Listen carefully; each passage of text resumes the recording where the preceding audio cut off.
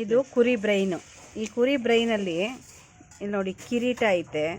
ಇದು ಹಿಂಭಾಗ ತಲೆ ಚಿಪ್ಪು, ಇದು ಗಣಪತಿದು ನೋಡಿ. ಕಿವಿ ಮತ್ತು ಹಿಂದೆ ಚಿಪ್ಪು ಹಳ್ಳ ಆಗಿರೋದು ಇದೆಲ್ಲ ನೀಟಾಗಿ ಕಾಣಿಸ್ತೈತೆ. ಮತ್ತು ಹಿಂದೆ ಬೆನ್ನು, ಇದು ಆ ಕಡೆ ಈ ಕಡೆ ಅಚ್ಚೆ ಹಂಗಿರುತ್ತೆ ಗಣಪತಿಗೆ.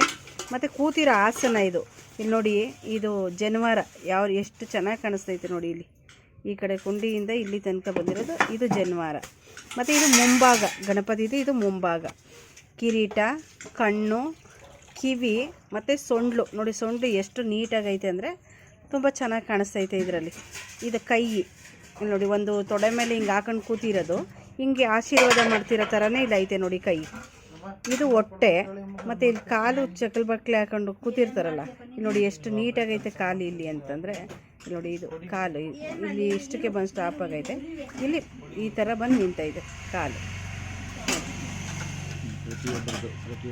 ಪ್ರತಿಯೊಂದು ಪ್ರಾಣಿಗಳಲ್ಲೂ ಬ್ರೈನ್ ಇರುತ್ತೆ, ಆದರೆ ಈ ಥರ ಕುರಿ ತಲೆಯಲ್ಲಿರೋಷ್ಟು ನೀಟಾಗಿರೋದಿಲ್ಲ.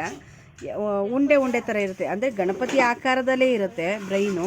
ಅಂದರೆ ಅದು ಸಣ್ಣದಾಗಿ ದೊಡ್ಡದಾಗಿರುತ್ತೆ, ಅದರಲ್ಲಿ ಅಷ್ಟು ನೀಟಾಗಿ ಗೊತ್ತಾಗೋದಿಲ್ಲ. ಮನುಷ್ಯನ ತಲೆಯಲ್ಲಿ ಬ್ರೈನು ಇದೇ ಥರ ಇರೋದು. ಆದರೆ ನಾವು ಈ ದೇವ್ರಿಗೆ ನಮಸ್ಕಾರ ಮಾಡ್ಕೋತಿರುವಾಗ ಹಿಂಗೆ ಬಕ್ಕೊಂಡು ನಮಸ್ಕಾರ ಮಾಡ್ಕೋತೀವಲ್ಲ, ಆ ಥರ ಮನುಷ್ಯನಲ್ಲಿ ಬ್ರೈನ್ ಇರೋದು. ಅದಕ್ಕೆ ಮನುಷ್ಯನಿಗೆ ಪ್ರಾಣಿಗಳಿಗಿಂತ ಬುದ್ಧಿ ಜಾಸ್ತಿ. ಬುದ್ಧಿಶಕ್ತಿಗೋಸ್ಕರ ಗಣಪತಿ ಆಯಿತಾ. ಈ ಮನುಷ್ಯನಿಗೆ ಬುದ್ಧಿ ಚಲಾವಣೆ ಆಗದೆ ಈ ಬ್ರೈನಲ್ಲಿ ಈ ರೀತಿ ಗಣಪತಿ ಆಕಾರದಲ್ಲಿರೋದಕ್ಕೆ ಪ್ರತಿಯೊಂದು ಪ್ರಾಣಿ, ಪಕ್ಷಿ, ಅಣು, ರೇಣು, ತೃಣಕಾಷ್ಟ ಆದ್ಯಾಗೂ ಬ್ರೈನ್ ಇರುತ್ತೆ. ಆದರೆ ಅದದು ಜೀವಿಗೆ ತಕ್ಕಂತೆ ಅದು ಬ್ರೈನ್ ವರ್ಕ್ ಮಾಡ್ತಿರುತ್ತೆ. ಈ ಬ್ರೈನು ನೋಡಬೇಕು ಅಂದರೆ ಮನುಷ್ಯನಲ್ಲೂ ಇಷ್ಟು ನೀಟಾಗಿ ಕಾಣೋದಿಲ್ಲ. ಅಷ್ಟು ನೀಟಾಗಿ ಈ ಕುರಿ ಬ್ರೈನಲ್ಲಿ ಗಣಪತಿಯ ಆಕಾರ ಈ ಬ್ರೈನಲ್ಲಿ ತುಂಬ ಚೆನ್ನಾಗಿ ಕಾಣಿಸುತ್ತೆ. ಆಯಿತಾ.